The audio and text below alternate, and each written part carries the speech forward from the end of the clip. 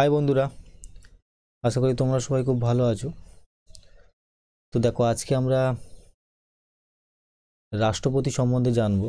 তো এর আগের ভিডিওতে আমি তোমাদেরকে রাষ্ট্রপতি সম্পর্কে বলে দিয়েছিলাম। মূলত রাষ্ট্রপতি ভারতের সংবিধানের ধারা 52 থেকে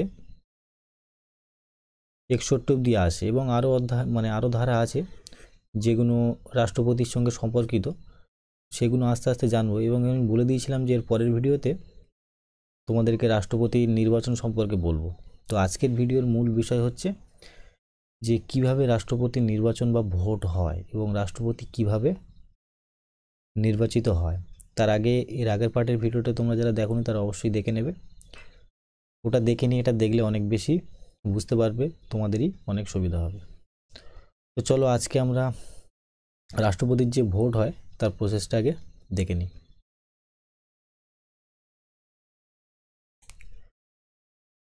দেখো, আমি তোমাদেরকে বলেছিলাম যে রাষ্ট্রপতি সম্পর্কিত, রাষ্ট্রপতি হচ্ছে শাসন বিভাগের প্রধান, তাই তো। আর রাষ্ট্রপতি আসে 52 থেকে 61। দেখো, রাষ্ট্রপতির নির্বাচন আমি তোমাদের বলেছিলাম 54 নম্বর ধারায় থাকে, ঠিক আছে। 54 নম্বর ধারা অনুযায়ী সংবিধানের আর্টিকেল 54 রাষ্ট্রপতির নির্বাচন সম্পর্কে বলা হয়েছে। তো দেখো কিভাবে নির্বাচন হয়। প্রথম পয়েন্ট হচ্ছে, দেখো, রাষ্ট্রপতির নির্বাচন হয় অপ্রত্যক্ষ পদ্ধতি, মানে প্রত্যক্ষ নয়। অপ্রত্যক্ষ মানে কি? অপ্রত্যক্ষ পদ্ধতিতে। অপ্রত্যক্ষ পদ্ধতি মানে সিম্পল বিষয়। দেখো, তোমাদের যে লোকসভা ভোট হয়, লোকসভা এবং যে বিধানসভার ভোট হয়, লোকসভা এবং বিধানসভা ভোটে লোকসভা ভোটে আমরা এমপিকে নির্বাচন করি যে যার এলাকার, এবং বিধানসভা ভোটে আমরা এমএলএকে নির্বাচন করি, ঠিক আছে। তোমরা জেনে থাকবে। এছাড়াও পঞ্চায়েত ভোট হয়। পঞ্চায়েত ভোটে সাধারণত আমরা আমাদের গ্রাম পঞ্চায়েত প্রধানকে নির্বাচন করি। দেখো, লোকসভা ভোট সারা ভারতবর্ষ জুড়ে হয়, বিধানসভা ভোট প্রত্যেকটা রাজ্যে হয়, ঠিক আছে। তো লোকসভা ভোটে যে এমপি আছে তাদেরকে আমরা ডাইরেক্ট, তাদের ভোট হয়, তারা ক্যান্ডিডেট হিসেবে ভোটে দাঁড়ায়, আমরা যাই ভোট দিই এবং যে পার্টি জেতে সেই পার্টির নেতা বা নেত্রী এমপি হয়ে যায়। একই বিষয় লোকসভার ক্ষেত্রেও তাই। বিধানসভার ক্ষেত্রেও তাই। বিধানসভার ভোট হয়, বিধানসভার ভোট হলে এমএলএরা দাঁড়ায় ভোটে, যারা ভোট দেওয়ার জন্য যোগ্য তারা ভোট দেয়, এবং যারা যে পার্টির নেতা বা নেত্রী জেতে সে এমএলএ বলে পরিচিত হয়। কিন্তু রাষ্ট্রপতির ভোট এরকম দিকে হয় না। রাষ্ট্রপতির ভোট অপ্রত্যক্ষ পদ্ধতিতে হয়। অপ্রত্যক্ষ পদ্ধতি মানে কি? রাষ্ট্রপতির ভোট জনগণ প্রত্যক্ষভাবে নির্বাচন করে না। রাষ্ট্রপতিকে সহজ কথায় জনগণ প্রত্যক্ষভাবে নির্বাচন করে না। জনগণ ডাইরেক্ট ভোট দেয় না রাষ্ট্রপতিকে। তাহলে রাষ্ট্রপতির ভোট কিভাবে হয় না, আমরা যে এমপি এবং এমএলএকে নির্বাচন করি, এই এমপি এবং এমএলএরা রাষ্ট্রপতিকে নির্বাচন করে। এই জন্য এটা একটা অপ্রত্যক্ষ পদ্ধতি। তো আশা করি বুঝতে পেরেছি যে অপ্রত্যক্ষ পদ্ধতিটা কি। হয়ে গেছে। 2 নম্বর প্রশ্ন হচ্ছে যে, দেখো এক একটা করে পয়েন্ট বোঝাচ্ছি। আর্টিকেল 54। 2 নম্বর পয়েন্ট হচ্ছে যে রাষ্ট্রপতির ভোট কে করায়? তো নির্বাচন কমিশন করায়, ইলেকশন কমিশন, কেন্দ্রীয় নির্বাচন কমিশন, ঠিক আছে। আশা করি তোমরা ক্লাস 11-এ পড়েছো নির্বাচন কমিশন সম্পর্কে।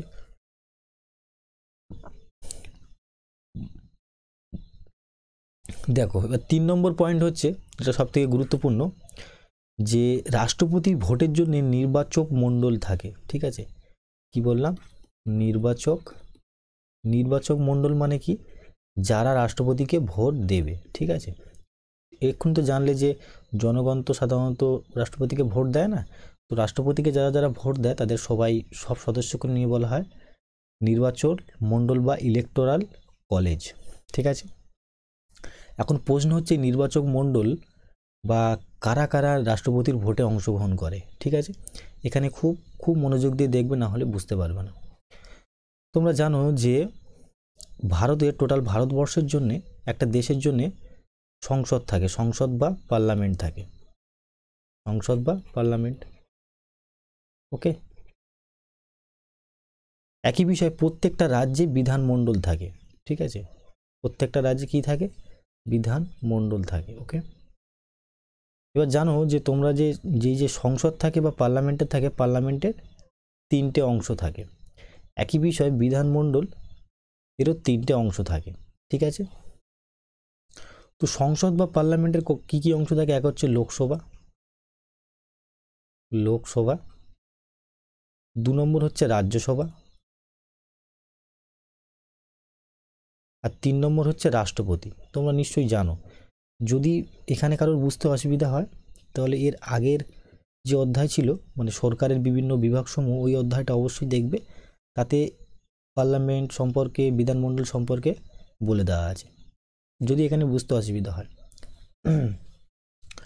এবার দেখো বিধানমণ্ডলের ও 3টে অংশ। এক হচ্ছে বিধানসভা, ওকে,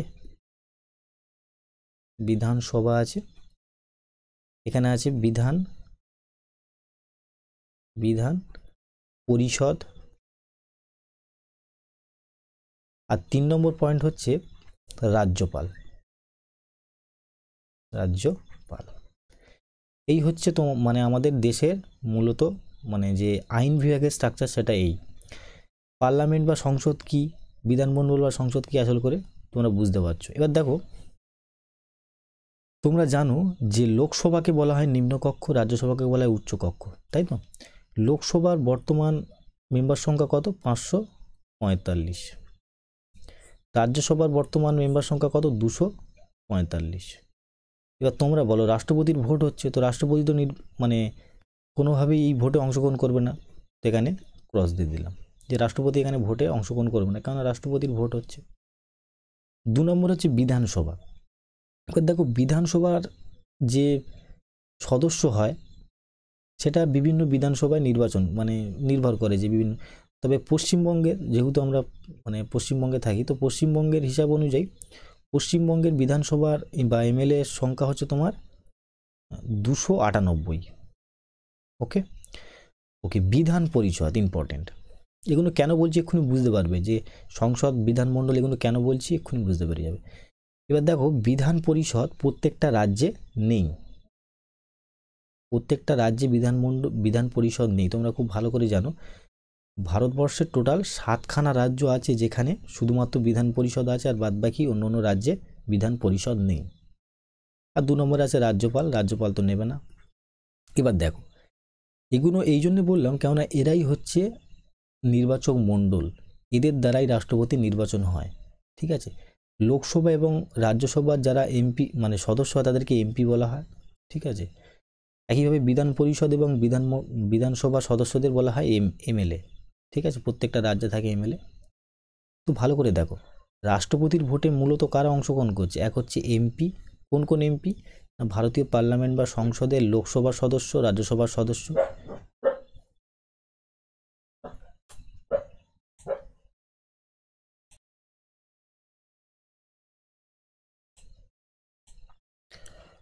তো দেখো এমপি এবং এমএলএরা মূলত অংশগ্রহণ করে। এবারে দেখো লোকসভার যে টোটাল সদস্য আছে 545, রাজ্যসভার যে টোটাল সদস্য আছে 245, বিধানসভা তো অংশগ্রহণ করে না।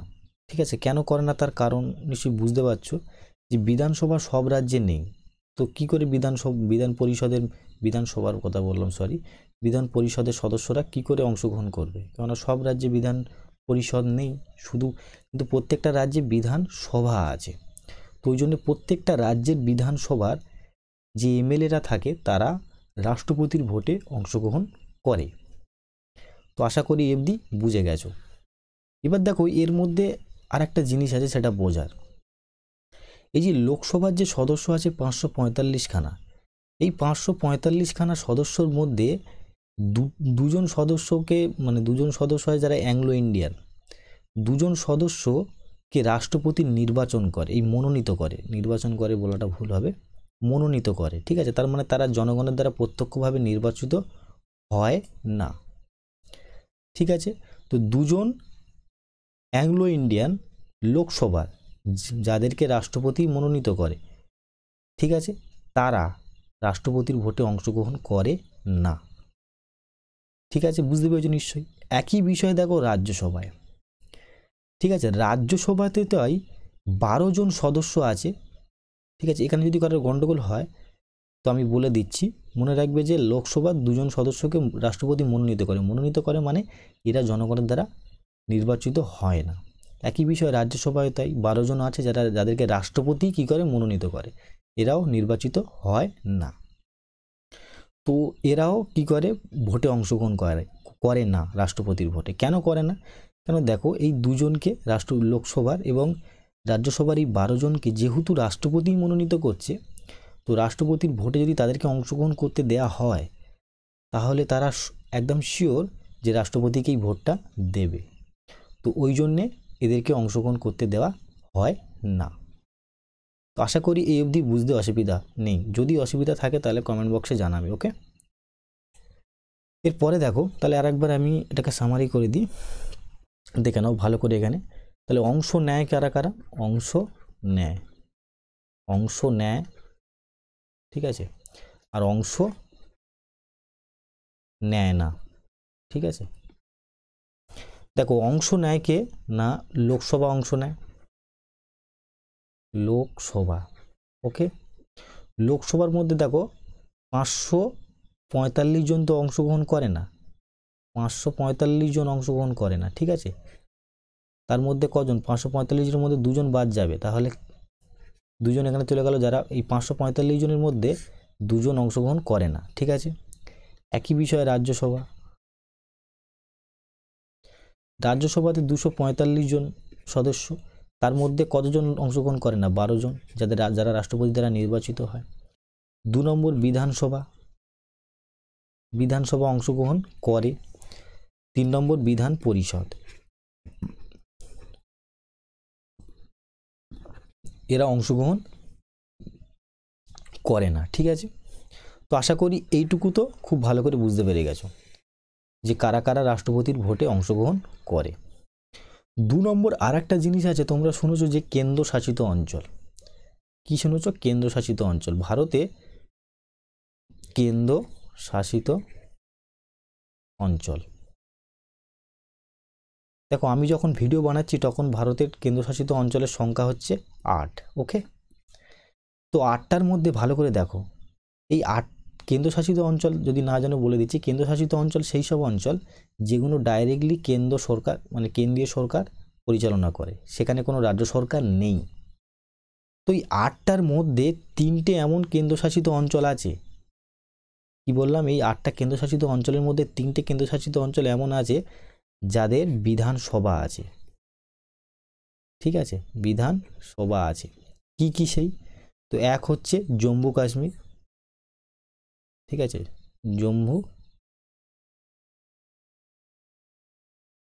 জম্মু কাশ্মীর, এটা লিখে নেবে ঠিক করে, জম্মু ও কাশ্মীর। ওকে, 2 নম্বর হচ্ছে দিল্লি। ওকে, আর 3 নম্বর হচ্ছে পন্ডিচেরি। এই 3টি কেন্দ্রশাসিত অঞ্চল আছে যাদের কি আছে? বিধানসভা আছে। এই জন্যে এখানকার বিধানসভার যারা এমএলএ তারা রাষ্ট্রপতির ভোটে অংশগ্রহণ করে। ঠিক আছে, আশা করি বুঝতে পেরে গেছো। ওকে, এরপরে দেখো 3 নম্বর পয়েন্ট হয়ে গেল। এবার দেখো 54 নম্বর আর্টিকেলের ধারা বা 54 নম্বর আর্টিকেলের ধারা 4 নম্বর পয়েন্ট আশা করি বুঝতে পেরে গেছেন যে নির্বাচক মণ্ডল কি। এবার দেখো, রাষ্ট্রপতির যে ভোট হয় তার পদ্ধতির নাম হচ্ছে একক হস্তান্তর যোগ্য সমানুপাতিক প্রতিনিধিত্ব।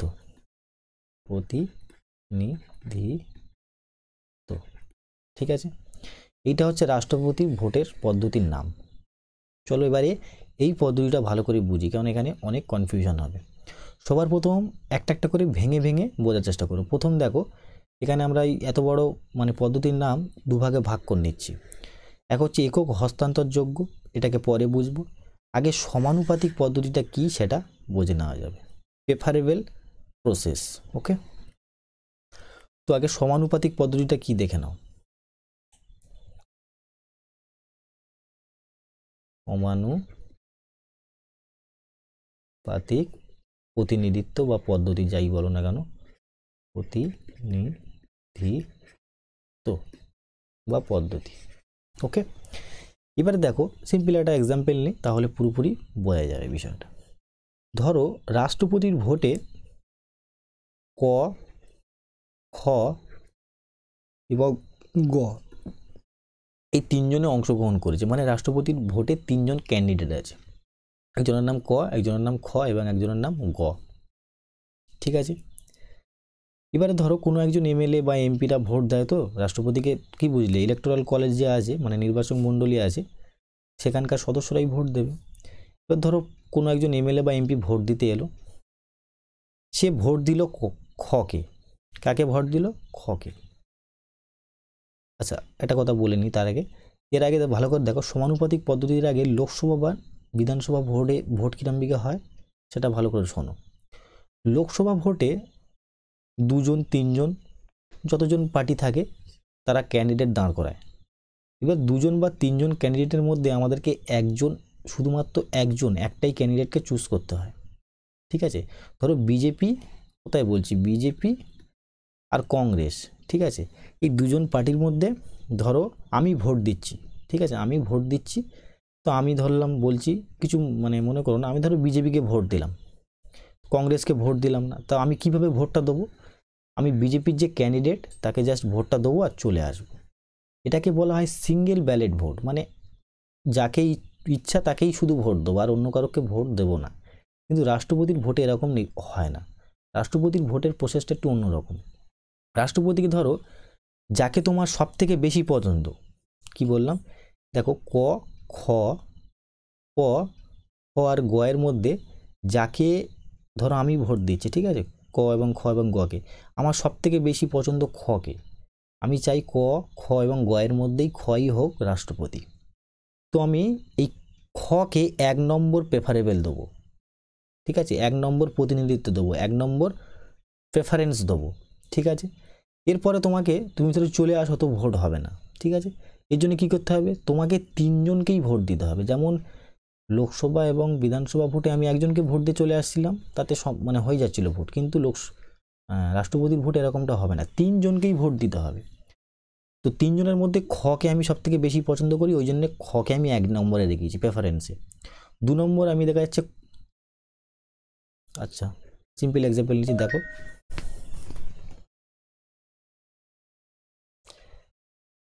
ককে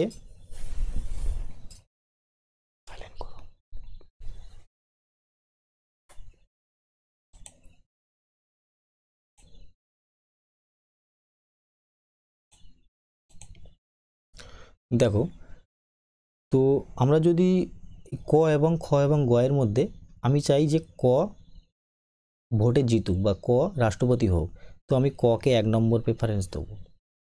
এরপরে চাইলাম যে আমি ক, খ, গ এর মধ্যে দেখা যাচ্ছে খকে আমার কম পছন্দ, যদি ক না হয়, ভালো করে শোনো, যদি ক প্রেসিডেন্ট না হয় তাহলে আমি কাকে প্রেসিডেন্ট দিয়ে দুজনের মধ্যে বাঁচবো, তো আমি বাজলাম গকে, তাহলে গকে 2 নম্বর প্রেফারেন্সে দেবো। আর যদি গকেও ভালো প্রেসিডেন্ট না হোক বা রাষ্ট্রপতি না হোক তাহলে খয়ের জায়গায় প্রেফারেন্স দেবো। এর ভোটের মানে হচ্ছে দেখো 1, 2 আর 3, এই প্রেফারেন্সের মানে হচ্ছে যে এমএলএ বা যে এমপি ভোট দিচ্ছে সে চায় যে কই ভোট হোক, মানে যে ব্যক্তি আছে রাষ্ট্রপতি আছে, ব্যক্তি রাষ্ট্রপতি হোক, যদি না হয় তো গ হোক, আর যদি গ না হয় তো ক হোক। ঠিক আছে, তোমার আরও একজন ব্যক্তি এলো, সে চায়, কোনো এমএলএ বা এমপি এলো, সে চায় ক, খ, গ এর মধ্যে কী হোক, রাষ্ট্রপতি হোক, তো খকে 1 নম্বর প্রেফারেন্স দেবে। ওকে ওকে, তারপর দেখো, তারপর যদি খ না হয় তো তারপরে বলছে ও ক হোক, তো ককে 2 নম্বর প্রেফারেন্স দেবে। ঠিক আছে, আবার লাস্টে তো গকে তো 3 নম্বর প্রেফারেন্স দিতেই হবে। ঠিক আছে, আবার কোনো এমএলএ বা এমপি আসবে, ঠিক আছে, এর মধ্যে কি করবে, সে চায় যে গ রাষ্ট্রপতি হোক, তো গকে কি দেবে? 1 নম্বর প্রেফারেন্স দেবে। আচ্ছা, এবার যদি গ না হয় তাহলে খ, সে চায় যে খ রাষ্ট্রপতি হোক, তো খকে 2 নম্বর প্রেফারেন্স দেবে। আর যদি খ না হয় তাহলে গকে 3 নম্বর প্রেফারেন্স দেবে। আবার কোনো একজন ক্যান্ডিডেট এলো, সে চায় যে খ রাষ্ট্রপতি হোক, তো খকে 1 নম্বর প্রেফারেন্স দিল। ওকে, তারপরে যদি খ না হয় তাহলে ক হবে, তো ককে কি দেবে? 2 নম্বর প্রেফারেন্স দেবে। আর যদি ক খ না হয় তাহলে গকে দেবে 3 নম্বর প্রেফারেন্স। ঠিক আছে, আবার কোনো একজন ব্যক্তি এলো, সে চায় যে খই রাষ্ট্রপতি হোক, তো খকে আবার 1 নম্বর প্রেফারেন্স দেবে। ঠিক আছে, আচ্ছা, খকে 2 নম্বর প্রেফারেন্স দেবে আর গকে 3 নম্বর প্রেফারেন্স দেবে। আবার একজন ব্যক্তি এলো, সে চায় যে ক খ গ এর মধ্যে গ রাষ্ট্রপতি হোক, তো গকে 1 নম্বর প্রেফারেন্স দেবে। তারপরে যদি গ না হয় তাহলে খকে দেবে 2 নম্বর প্রেফারেন্স, ককে দিল 3 নম্বর প্রেফারেন্স। আবার আরেকজন কোনো রাষ্ট্রপতি এলো, মানে এমপি বা এমএলএ এসে দেখা যাচ্ছে যে গকে 1 নম্বর প্রেফারেন্স দিল, সেও চায় যে গই রাষ্ট্রপতি হোক। আচ্ছা, তারপর দেখো এবারে 1 নম্বর প্রেফারেন্স তো গকে দিয়ে দিয়েছে, এবারে চায় ক এবং খ এর মধ্যে কী হবে, তো ককে সে 2 নম্বর প্রেফারেন্স দিল এবং খকে 3 নম্বর প্রেফারেন্স দিল। তো এরকম করে ভোট চলতেই থাকবে। ঠিক আছে, যতক্ষণ যত ক্যান্ডিডেট আছে, যত এমএলএ আছে, যত এমপি আছে, সবাই ভোট দেবে, তারপরে ভোট শেষ হয়ে গেল। তো এটা থেকে একটা জিনিস বুঝতে পারলে যে রাষ্ট্রপতির ভোট সিঙ্গেল ব্যালটে হয় না। যদি 3 জন রাষ্ট্রপতি ভোটে দাঁড়ায়, 3 জনকেই ভোট দিতে হবে। কিভাবে দিতে হবে? না, প্রেফারেন্স হিসেবে দিতে হবে, যে 3 জনের মধ্যে তুমি কাকে বেশি চাও। ঠিক আছে, সেই অনুযায়ী প্রেফারেন্স দিতে হবে।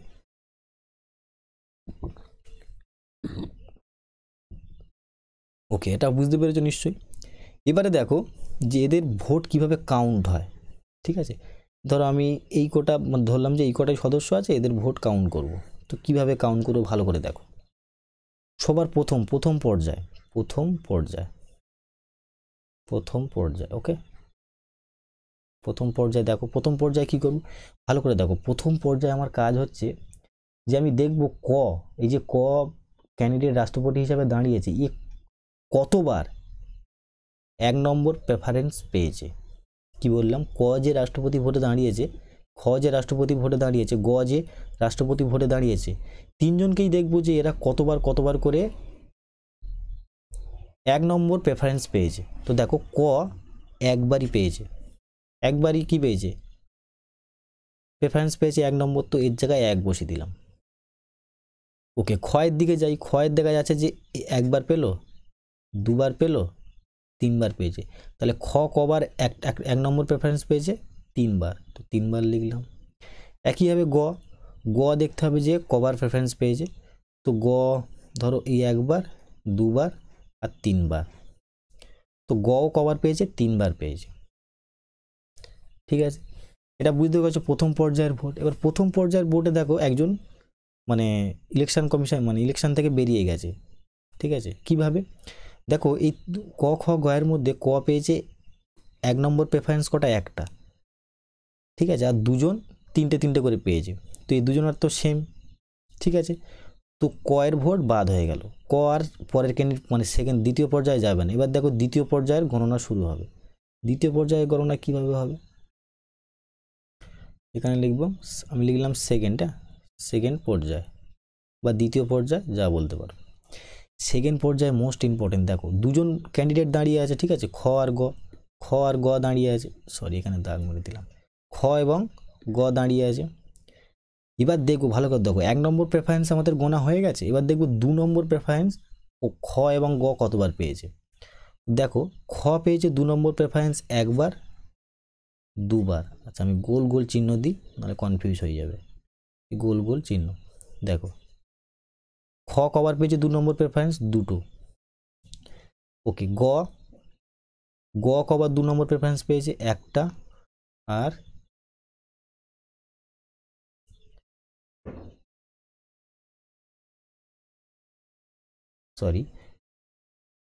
গ কবার পেয়েছে? না, একটা পেয়েছে 2 নম্বর প্রেফারেন্স, তো 1 দিয়ে দিলাম। বোঝা গেল কিভাবে? এখানে কে কটা ফার্স্ট প্রেফারেন্স, কে কটা সেকেন্ড প্রেফারেন্স, কে কটা থার্ড প্রেফারেন্স পাচ্ছে, সেই অনুযায়ী ভোট গণনা হচ্ছে। এবারে দেখো আমরা ফাইনাল জায়গায় চলে এসেছি যে কে ভোটে জিতেছে। তাহলে কে ভোটে জিতেছে? এই 2, কেননা 2 নম্বর প্রেফারেন্সের 2টো বেশি আর এ পেয়েছে 1টা। আচ্ছা ধরি এখানেও সেম হয়ে যায়, তাহলে কি হবে? তাহলে আবার তৃতীয় পর্যায়ের গণনা শুরু হবে, আর তখন থার্ড প্রেফারেন্স গণনা হবে। কি বললাম বুঝতে পারছি? আর তৃতীয় পর্যায়ে গিয়ে ভালো করে শোনো, তৃতীয় পর্যায়ে গিয়ে কিন্তু একদম সিলেক্ট হয়ে যাবে যে কে জিতেছে। ধরো আমি বললাম, এখানে তো বুঝে গেছো যে 2 নম্বর জিতেছে।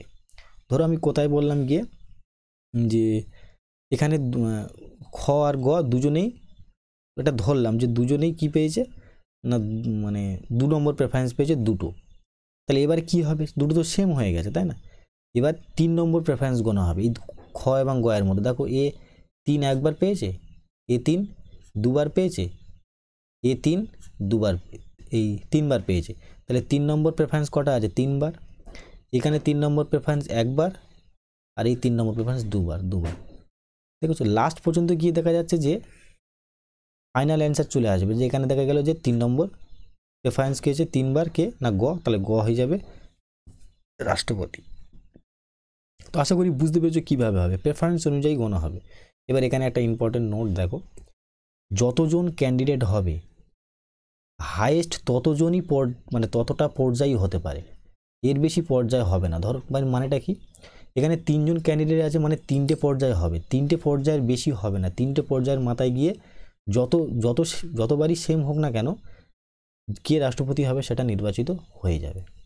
তবে বেশিরভাগ ক্ষেত্রে মনে রাখবে প্রথম পর্যায়ে রাষ্ট্রপতি নির্বাচিত হয়ে যায়, ফার্স্ট প্রেফারেন্স গুনলেই রাষ্ট্রপতি নির্বাচন হয়ে যায় বেশিরভাগ ক্ষেত্রে। ঠিক আছে, তো আশা করি বুঝতে পেরে গেছো এর মিনিংটা কি, সমানুপাতিক পদ্ধতি। এইবারে দেখো তোমাদের যেটা পরের কথা, এটা একক হস্তান্তরযোগ্য, এর মানেটা কি?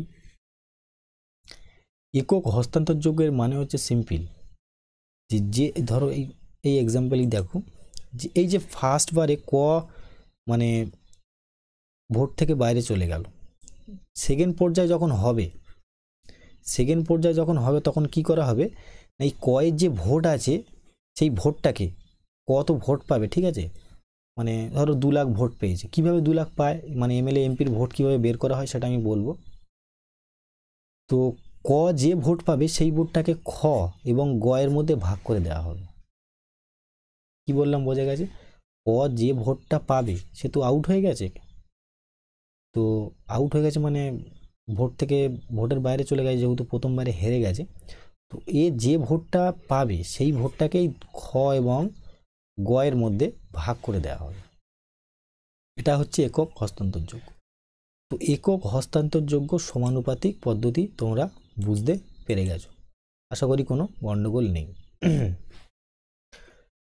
ওকে, এইবারে মোস্ট ইম্পর্টেন্ট দেখো, যে বিধানসভার যে এমএলএ থাকে, ভালো করে দেখো। ধরো বললাম যে একজন এমএলএ একটা ভোট নয়, ঠিক আছে, মানেটা কি? বিধানসভার যে এমএলএ থাকে, বিধানসভার এমএলএ, বিধানসভার এমএলএর ভোট কিভাবে ভাগ করা হয়? যে মানে একজন এমএলএ ভোট দিলে সে একটা ভোট দেয় না, ঠিক আছে, তার পিছনে অনেক কটা ভোটের সংখ্যা থাকে। কেননা একজন এমএলএ তো আর একটা ভোট দিলে কিভাবে জনসংখ্যাকে নির্বাচন, মানে সে কি বলবো, একজন এমএলএ যদি একটাই ভোট দেয়, তাহলে যেহেতু এমএলএকে জনগণ নির্বাচন করেছে, তো সে এমএলএ তো আর একটা ভোট পায়নি, তার পিছনে অনেক ভোট আছে। তো সেই ভোটকে রিপ্রেজেন্ট করার জন্যে এমএলএর ভোট বের করা হয়। বের করার ফর্মুলা বা পদ্ধতিটা দেখো, প্রথম হচ্ছে রাজ্যের জনসংখ্যা। রাজ্যের জনসংখ্যা মানে প্রত্যেক রাজ্যের আলাদা আলাদা জনসংখ্যা, সেই জনসংখ্যা এখানে বসাতে হবে, ঠিক আছে, জনসংখ্যা, রাজ্যের জনসংখ্যা দিলে, ওকে। এবার দিলে বিধানসভার সিট, বিধানসভার আসন, ওকে, ভাগ দিয়ে, মানে 1000 দিয়ে ভাগ করে দেবে, ঠিক আছে। এইটা হচ্ছে মেন ফর্মুলা। কি বললাম বুঝতে পেরেছো নিশ্চয়ই? এই সূত্রের সাহায্যে কি বার করা হয় না, একটা এমএলএর ভোট সংখ্যা বের করা হয়। ধরো সাপোজ এক্সাম্পল দিলাম যে পশ্চিমবঙ্গের এরকম বের করে দেখা গেছে যে একজন এমএলএর ভোট সংখ্যা হয়েছে 200, মানে একটা এমএলএ একজন এমএলএ যদি ভোট দেয় তো সে একটা ভোট দিচ্ছে না, তার ভোট কাউন্ট কত হবে 200, ঠিক আছে, এরকম পদ্ধতি। ওকে, এবার দেখো এমএলএর ভোট, এমপির ভোট কী হবে না, প্রত্যেকটা রাজ্যের এমএলএর ভোট নিবে। এবার দেখো এমপি, ঠিক আছে, এমপি বা সাংসদ, এমপির ভোট কীভাবে বার করে? দেখো এমপির ভোট তখনই তুমি বের করতে পারবে যখন এমএলএর ভোট বার করবে। তো কি করবে, মোট এমএলএর ভোট, মোট এমএলএর ভোট মানে যতজন এমএলএ অংশগ্রহণ করবে কোথায় না রাষ্ট্রপতির ভোটে, তাদের টোটাল ভোট দিতে হবে, ভাগ দিতে হবে মোট এমএলএ, মোট এমপি বলছি, মোট এমপি। এমপি মানে কি তোমরা ভালো করে জানো, এমপি মানে রাজ্যসভা হতে পারে, রাজ্যসভা প্লাস লোকসভা, তাহলে মোট এমএলএর ভোট তাকে ভাগ দিতে হবে কত না, মোট মানে টোটাল রাজ্যসভার এবং লোকসভার যত সদস্য আছে এই সদস্যের সংখ্যাকে দিয়ে ভাগ করলে এমপির পাওয়া যাবে। ধরো সাপোজ এক্সাম্পল নিলাম যে এমপির, মনে রাখবে সবসময় একটা কথা মনে রাখবে যে এমপির ভোট বেশিরভাগ সময় বেশি হয়, ঠিক আছে। তো এমপির ভোট দেখা যাচ্ছে যে এমপির বার করা হয়েছে, এমপির বার করে দেখা যাচ্ছে যে 300 হয়েছে, তার মানে কি একজন এমপি ভোট দেবে 300, মানে একজন এমপি ভোট দিলে তার ভোটকে কাউন্ট করা হবে কত না, তার ভোটকে কাউন্ট করা হবে 300 হিসাবে। এই করে দেখা যায় যে মানে লাস্টে রাষ্ট্রপতি, কোনো রাষ্ট্রপতি জিতে গেছে, বলা হয় যে 8 লাখ ভোটে জিতেছে, 8 লাখ, ঠিক আছে, কিংবা বলা হলো যে 10 লাখ ভোটে জিতেছে। তো কি করে হয় বুঝতে পেরেছো নিশ্চয়ই যে কিভাবে ভোটটা কাউন্ট করা হয়। খুবই কমপ্লিকেটেড প্রসেস, কিন্তু একটু ধৈর্য সহকারে দেখলে বুঝতে পেরে যাবে। ওকে, এইবারে দেখো তোমাদের আমি বলে দিয়েছিলাম যে আর্টিকেল 55, ঠিক আছে, ধারা 55তে কোটা বলে একটা সিস্টেম আছে, সেটাও তোমাদের বুঝিয়ে দেবো যদি আগের ভিডিও সবাই দেখে থাকো তো, ঠিক আছে, মানে এই অধ্যায়ের আগের ভিডিও, ঠিক আছে। তো কোটা কিভাবে বের করে ভালো করে দেখো, কোটা বের করার সহজ ফর্মুলা, কোটা মানে আমি কি বলেছিলাম, মিনিমাম ভোট বা ন্যূনতম ভোট, ঠিক আছে, যেটা কি করতে হবে, আচ্ছা, মিনিমাম ভোট, যেটা কাকে পেতে হবে না, রাষ্ট্রপতিকে পেতেই হবে, ঠিক আছে। তো মিনিমাম ভোট কি করে বার করবে, টোটাল ভোট, টোটাল ভোট লিখে ফেলেছি আমি, তো দেখো একটুখানি ইংলিশে লিখে ফেলেছি। তো দেখো কোটা কিভাবে বের করে, আর্টিকেল 55 কোটা কি করে বের করবে না, মোট ভোট, ওকে, মোট ভোট বলতে কত বোঝায় না, লোকসভা এবং রাজ্যসভায় টোটাল ভোট মানে এমএলএ ফ্যামিলি যত থাকে, এই মোট ভোট তাকে মোট প্রতিনিধি মানে কি, লোকসভা মানে এমপি এমএলএ যত কিছু আছে সবাইকে নিয়ে মোট প্রতিনিধি, ওকে, তার সঙ্গে কি করতে হবে, টোটালকে 1 দিয়ে যোগ করতে হবে এবং নিচেও 1 দিয়ে যোগ করতে হবে। এইটা হচ্ছে কোটা বার করার ফর্মুলা, ঠিক আছে। ধরো আমি একটা সিম্পল এক্সাম্পল নিচ্ছি তোমাদেরকে, ঠিক আছে। ধরো মোট ভোট দেখা যাচ্ছে 200, কোথায় বলছি, সিম্পল একটা এক্সাম্পল দিচ্ছি, মোট ভোট কত হয়েছে 200, ওকে, আর মোট ক্যান্ডিডেট দেখা যাচ্ছে যে 8, ওকে, মোট ক্যান্ডিডেট কত 8, ওকে। এবার একে কি করবে, প্রথমে টোটালটাকে 1 দিয়ে যোগ করবে আর নিচে 1 দিয়ে আবার যোগ করবে, ওকে। এবার একে বার করবে কি করে দেখো, সিম্পল বিষয়, আগে 8 দিয়ে কেটে দেবে, 8 4 কি হবে 20, 8 4 কত 20, আর এখানে আছে 0, ওকে, তো কত আসছে 40, এখানে আসছে 40 প্লাস এখানে আছে 1, আবার নিচে আছে তোমার, আচ্ছা এই যে নিচের যোগটা আছে এটা একটু পরে মানে সবার লাস্টে করবে, ঠিক আছে। 40 প্লাস,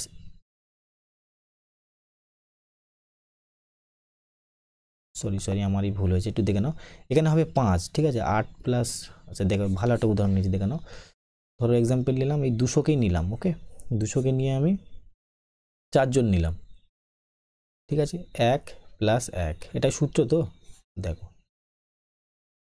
কীভাবে বের করবো দেখো, তো আগে টোটালটা যোগ করে নাও, 4 আর 1 5 হয়ে যাবে, ঠিক আছে, 4 আর 1 কত 200কে 5, ওকে, প্লাস 1, তো 5 দিয়ে কেটে দাও, 5 4 20, 0, একটা আছে বসে গেল, আর এখানে আছে 40 প্লাস 1 41। তার মানে হচ্ছে কোথায় বলছি যে 41খানা ভোট যে রাষ্ট্রপতি হবে তার এটা কোটা, তার মানে তাকে পেতেই হবে। সে যদি এর থেকে কম ভোট পায় তাহলে সে মানে নির্বাচন হবে না। তো আশা করি বুঝতে পেরে গেছো, কোনো ডাউট এখানে নেই, ঠিক আছে। আর যদি বুঝতে কোনো অসুবিধা হয় তাহলে অবশ্যই কমেন্ট বক্সে জানিয়ে দিও। তো আজকে এই অবধি। এর পরের ভিডিওতে আমি তোমাদের লোকসভার মানে রাষ্ট্রপতির ক্ষমতা এবং তার কার্যাবলী সম্পর্কে আলোচনা করব। যদি ভিডিও ভালো লাগে তাহলে অবশ্যই লাইক শেয়ার করে দিও, এবং চ্যানেলে যদি নতুন হয়ে থাকে তাহলে অবশ্যই সাবস্ক্রাইব করে দিও।